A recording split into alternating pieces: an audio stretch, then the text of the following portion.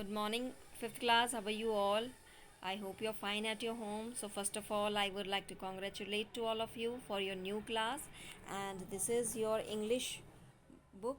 Hello, English reader, and myself, Santosh Notial. I will teach you English. And this is your first chapter from this book, Prince Omar and Princess Shahrazada. So, in this chapter, we shall read how a prince got his true love. And this is the warm up exercise, but we will do later because here we have to tick the things that we find in the chapter. So, now let's start the chapter. Once upon a time, a king lived on his island of Kaledan. His subjects loved him so much, and enemies also respected him. His life was not always happy. After a year of marriage, he had no children. However, at a long last, one splendid spring morning, a handsome baby boy was born, and delighted parents called him Omar.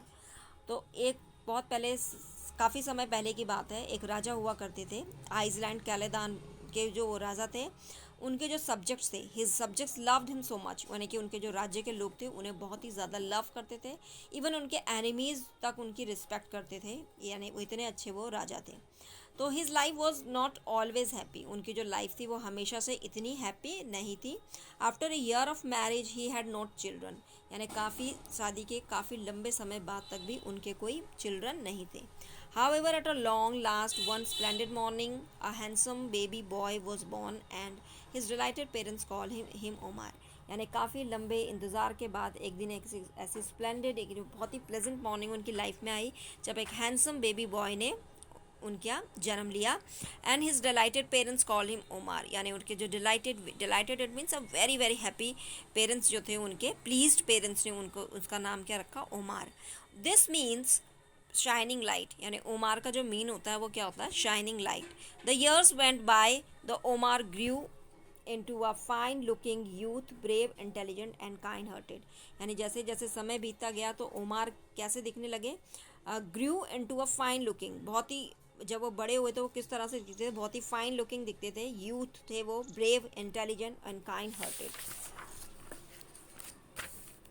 On his 18th birthday, the king sent for his son, यानी कि उनके 18वें जन्मदिन पर उनके पिता ने यानी king ने उनको बुलाया अपने सन को और कहा, Omar, now that you have come of age you must find a wife, यानी उन्होंने कहा, ओमार अब आप इस एज में हैं कि अब आपको क्या करनी चाहिए, अपने लिए एक वाइफ को ढूंढना चाहिए। Choose one of the many princes you have met and whose only dream of marrying you, यानी अब आपको क्या करना चाहिए, अपने लिए एक प्रिंसेस को चूज़ करना चाहिए, यानी जितने भी प्रिंसेस से आज तक आप मिले हैं उनमें से एक प्रिंसेस को आपको अपने लिए चूज़ करना चाहिए, और ऐसे प्रिंसेस आप चूज़ करें कि जिनका केवल सपना ही केवल क्या हो, आपसे मैरिज करना हो। So now the Omar reply to his father said Omar respectfully, Umar ने अपने फादर से कहा बहुत ही respectfully, I have no intention to getting married, यानी इंटेंशन इट मीन्स पर्पस, यानी he doesn't want to get marriage now, तो यानी अभी जो था उमार मैरिज नहीं करना चाहता था, तो उन्होंने अपने फादर से कहा कि मेरी अभी मैरिज करने की कोई इंटेंशन नहीं है। आई एम स्टिल यंग, मैं क्या हूँ अभी काफ़ी यंग हूँ मैं अभी भी। So Omar you must stop wasting time, now the father tell him कि Omar you must not wasting your time, अब आपको अपना टाइम वेस्ट नहीं करना चाहिए। You are a grown man now, I want to see your heirs, अब तुम क्या हो, एक ग्रोन मैन हो और मैं जल्द से जल्द तुम्हारे हेयर्स को देखना चाहता हूँ। Hairs it mean a person legally entitled of the property, यानी कि जो प्रॉपर्टी का पूरी प्रॉपर्टी का जो मेनली हकदार होता है, जिसको हम वारिस कहते हैं, मैं अब आपके वारिस को मैं देखना चाहता हूँ। Now the Omar replied, I am sorry father, I can't do that just yet, मैं अभी मैरिज नहीं कर सकता हूँ। I am not in love and so I can't get, मैं अभी किसी प्रिंसेस से लव भी नहीं करता हूँ, तो इसलिए मैं आई कांट डू दिस, इसलिए I can't do married. The king shouted for the guards and ordered them to shut the prince in an old castle in the forest, अब जो थे इस बात से किंग जो है बहुत ज़्यादा गुस्सा हुए, तो उन्होंने शाउटेड, वो चिल्लाए और अपने गार्ड्स को उन्होंने ऑर्डर किया कि प्रिंस को क्या कर दिया जाए, जो फॉरेस्ट में जो कैस्टल है वहाँ पर प्रिंस को बंद कर दिया जाए।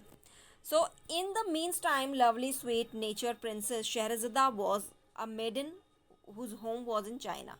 यानी इसी दौरान जो थी एक lovely sweet nature princess Scheherazade, जिनका नाम शहरज़दा था, was maiden whose home was in China, जो कि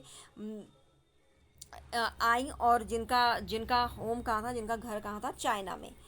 When she turned 16, जब वो 16 साल की हुई, her father insisted her to marry. Insisted it means to pressurize, यानी किसी को प्रेशराइज करना। उनके फादर ने भी उनको थोड़ा प्रेशराइज किया कि वो क्या करें, अब शादी करें। But Scheherazade was waiting to meet a true love, and here the शहरज़दा also waiting for a true love, यानी शहरज़दा भी यहाँ पर शहरज़दा जो थी वो भी अपने ट्रू लव की ही वेटिंग करी थी। And since nothing the king her father did serve to change her mind, he locked the princess up in one of the palace। यानी अब जो थे यहाँ पर जो शहरज़दा के जो फादर थे, यानी जो वहाँ के चाइना के जो किंग थे, वो भी उनसे क्रोधित होकर उन्होंने अपनी डॉटर के माइंड को चेंज करने के लिए उनको एक दूसरे पैलेस में क्या कर दिया, बंदी बना दिया। So meantime, Omar spent lonely, sad days in the castle where he was held prisoner। अब उसी समय दौरान जो है ओमर भी जो है काफ़ी लोनली डेज जो है स्पेंड कर रहा था उस कैस्टल में, जहाँ पर उनको एज अ कैदी बनाकर रखा गया था। However, two invisible Jennies, invisible मतलब we can't see them, तो ऐसे जेनीज जो थे वो उनको अब्बू एंड दाबी, जिनके नेम क्या थे, अब्बू एंड दाबी, वर अम्यूजिंग themselves, यानी वो ये सब चीज़ें जो होते हुए देख रहे थे। अननोन टू द प्रिंस, लेकिन प्रिंस को इसके बारे में कुछ मालूम नहीं था कि टू जेनीज जो हैं उनको देख रहे हैं। By secretly watching his movements, यानी प्रिंस के मूवमेंट्स को वो सीक्रेटली देख रहे हैं। One day Abu said to his friend, Omar is the most handsome person in the whole world. अब आबू ने जो कहा अपने फ्रेंड से, दाबी से कहा कि इसकी ओपिनियन में ओमार जो है वो मोस्ट हैंडसम पर्सन है इस पूरी दुनिया का। But not so exclaimed the दाबी, यानी उनकी दाबी ने जो है उनकी बात को काटते हुए कहा कि उसकी ओपिनियन में ऐसा नहीं है, क्योंकि the most beautiful person in the whole world is Scheherazade. उसकी ओपिनियन में सबसे ज़्यादा ब्यूटीफुल पर्सन पूरी दुनिया में कौन है, वो है Scheherazade. The king of China's daughter, यानी कि चाइना के जो राजा हैं उसकी जो डॉटर शहरज़दा है वो सबसे ज़्यादा ब्यूटीफुल है पूरी दुनिया में। द जेनीज स्टार्टेड आर्ग्यू, अब जेनीज, उन दोनों जेनीज में जो हो गई वो क्या हो गई, आर्ग्यूमेंट, यानी बहस जो है वो शुरू हो गई। And then decided to ask Lelibeth, जब उन्होंने फिर उसके बाद उन्होंने डिसाइड किया कि उन्हें क्या करना चाहिए, लेलीबेथ से पूछना चाहिए, the daughter of genie king to जज द मैटर, यानी कि जो जेनी किंग, यानी कि जो जेनी का जो किंग थे उनकी जो डॉटर थी उनसे इस बारे में पूछना चाहिए और वही इस मैटर के बारे में हमको सॉल्यूशन इसका बताएंगी।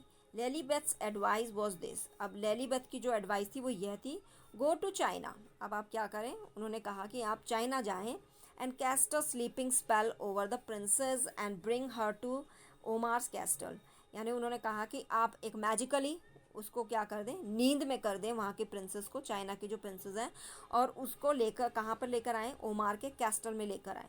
When you see them together, then you will soon see who is the more beautiful।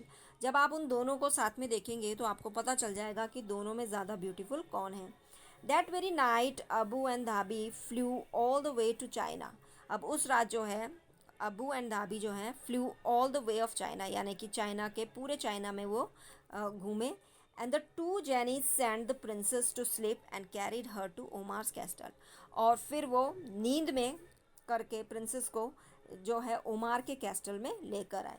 Not long afterward Scheherazade open her eyes and when she saw Omar at her side her heart began to thump, यानी जब कुछ ज़्यादा लंबे time नहीं हुआ था कि थोड़ी देर बाद जब शहरज़दा ने अपनी आंखें खोली तो उन्होंने अपने साइड में किसको देखा, ओमार को, और उसको देखकर वो एकदम थम हो गई। थम इट मीन्स थ्रॉप्स, यानी किसी को देखकर एकदम हक्का बक्का रह जाना, इस तरह से वो हो गई। This was man she would like to marry, ये क्योंकि अब ये उनके लिए ये वही आदमी था जिससे वो भी क्या करना था, इसी तरीके के आदमी की उनको तलाश थी जिससे वो शादी करना चाहती थी.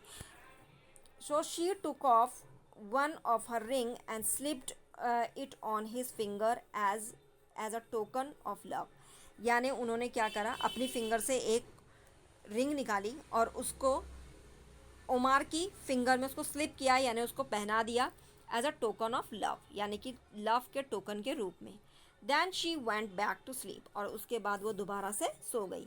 On awakening a little later, और थोड़ी देर बाद जो है Omar set eyes on Scheherazade and was overwhelmed by her beauty. और थोड़ी ही देर बाद जो है उमार की आंखें खुली और उन्होंने शेहरज़दा को देखा. So and was overwhelmed by her beauty. अब जो है वो क्या हो गया, उनकी ब्यूटी से ओवरवेल्म्ड, यानी कि स्ट्रॉन्ग इमोशनल अफेक्शन, यानी किसी की तरह बहुत ज़्यादा इमोशनली इफेक्ट हो जाना, उसे हम कहते हैं ओवरवेल्म्ड बाय हर ब्यूटी. अब वो जो उनकी ब्यूटी से बहुत ज़्यादा इफेक्ट हो गया. If this girl is as kind as is beautiful she would make a wonderful wife. क्योंकि अब उसके लिए भी शेहरज़दा वही इसी तरह की वही गर्ल थी जिसकी तलाश उनको थी अपने जीवन में, एक जीवन साथी के रूप में, और उसके ओपिनियन से, क्योंकि वही उनके लिए एक वंडरफुल वाइफ हो सकती थी. Said the Omar. अब ओमार ने ये कहा अपने आप से, टू हिमसेल्फ, अपने आप से कहा, as he gazed at her in amazement. तो यानी वो ये उसके अचंभे का मतलब बहुत ही ज़्यादा जो उमार थे वो क्या हो गए थे, बहुत ज़्यादा अमेजमेंट थे, बहुत ज़्यादा वंडर थे उसकी ब्यूटी को देखकर. Then he took off a ruby ring and slipped it into the princess finger and fell sleep. और फिर उन्होंने भी अपने फिंगर से एक रिंग निकाली और उसको स्लिप किया प्रिंसेस की फिंगर में, और फिर उसके दोबारा से वो फेल अस्लीप, यानी फिर से वो गहरी नींद में सो गए. Abu and Dhabi crept out from behind the curtain. और ये सब जो चीज़ें हैं, अबू एंड धाबी एक कर्टेन के पीछे से देख रहे थे. वाइड आइज, मतलब उनकी आंखें जो थी बड़ी बड़ी हो गई थी, खुली रह गई थी इस ब्यूटीफुल मोमेंट को देखकर. So the children, this is enough for today, and now the time of homework. So today's homework is only you have to read this chapter carefully and try to understand, and that's all for today, and the other part of the chapter we will discuss in next class. Till then, bye, take care.